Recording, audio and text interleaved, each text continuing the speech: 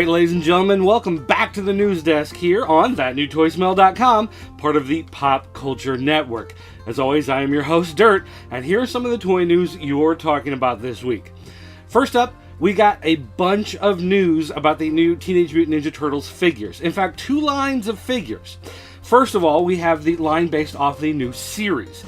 In that line, we got images of turtles, we got vehicles, we got play sets, we got a little bit of everything. So anything that you really wanted to see about the new Turtles, well, it's out there now. You can see some of this amazing stuff at ThatNewToySmell.com. Come by and check out the photos. Now, the other big thing that made a lot more news, it seemed like, is that we got images of a Teenage Mutant Ninja Turtles Classics line. Now, this line looks a lot like the original animation, except these are now 6-inch figures, and they are super articulated. These things look sweet. Now, right now, they've only announced the 4 main characters. So, no word yet on any villains, any vehicles, anything like that. Right now, it looks like it's just going to be the 4 main turtles. But hopefully, they do well enough that we get more, because those are super, super, super awesome. All right, next up. K'NEX announced that they got the license to do Angry Birds set of construction and destruction toys.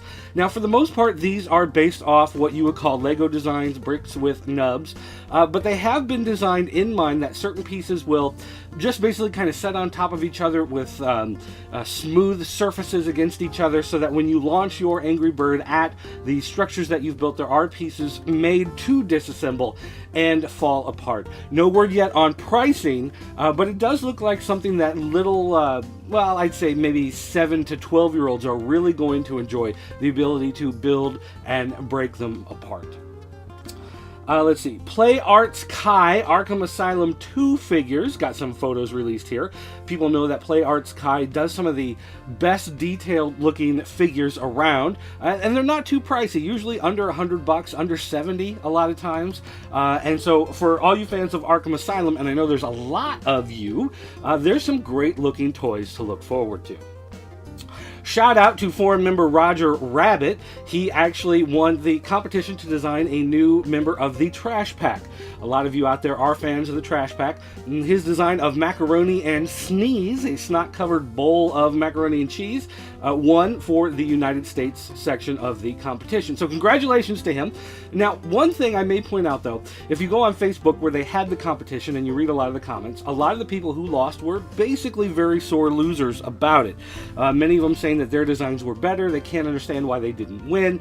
And, you know, guys, if you're going to sit there and complain like that, that's the best way to make sure that they never do a contest like this again. Now, some of you may be wondering, why would one figure win while another one doesn't win? And basically the key here is originality. If they get 300 entries, and 125 of them are for a burnt toast character, then that is going to not be as original a character in the competition, obviously. Second of all, if they've got characters in the works for Series 2 that are similar to the designs being submitted for the competition, those automatically are not going to win, because they have to make sure that they look separate. Otherwise, when the toys come out for Series 2, they're going to go, hey, that's my design, you guys owe me.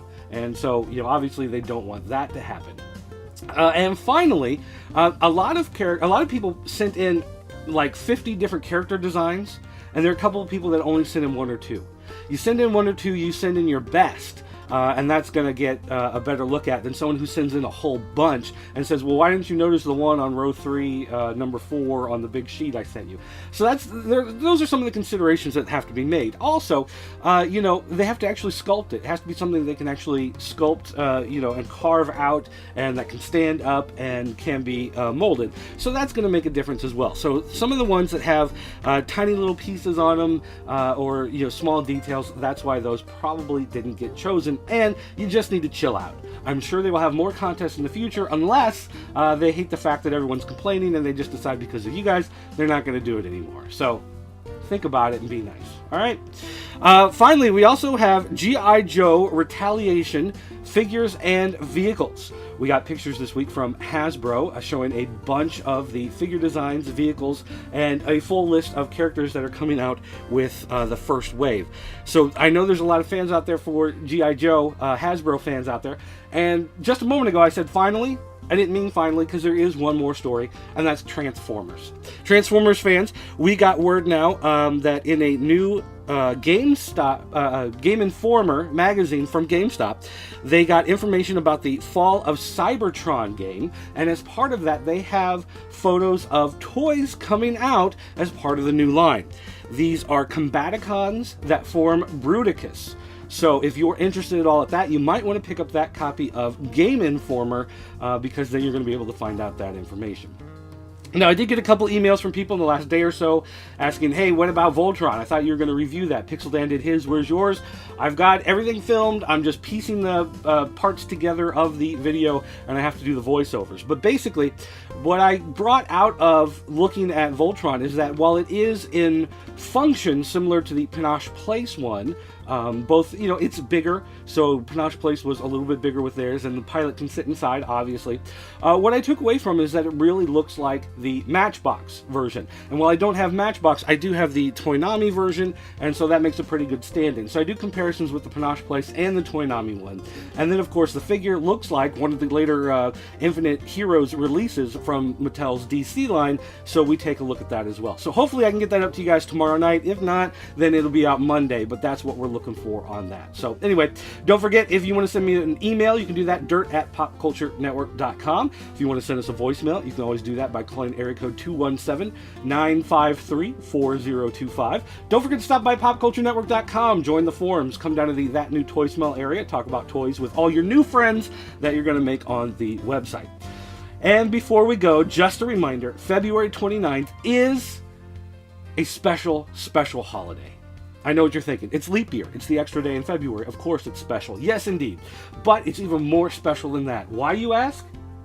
Why, you ask? Why? Ask why. Ask why. Thank you. Why it's so special is because, in fact, February 29th is Tron Day here, and this is what you're going to do. You get on Twitter and you talk about how Tron had your baby. You're going to go on Twitter and you're going to talk about how Tron beat up that bully that made fun of you at school. If you want to talk about Voltron, Cybertron, anything like that, anything that has the word Tron in it. If you're from the Philippines and your last name is Tron, then talk about yourself, because that's part of the fun. The fun of it is, in fact, that February 29th is Tron Day! So make sure you check it out. Tweet about Tron, post on Facebook about Tron, get on your favorite message boards to talk about Tron, and let's face it, Tron saved my life. So, anyway, guys, thanks for watching, and I'll see you next time.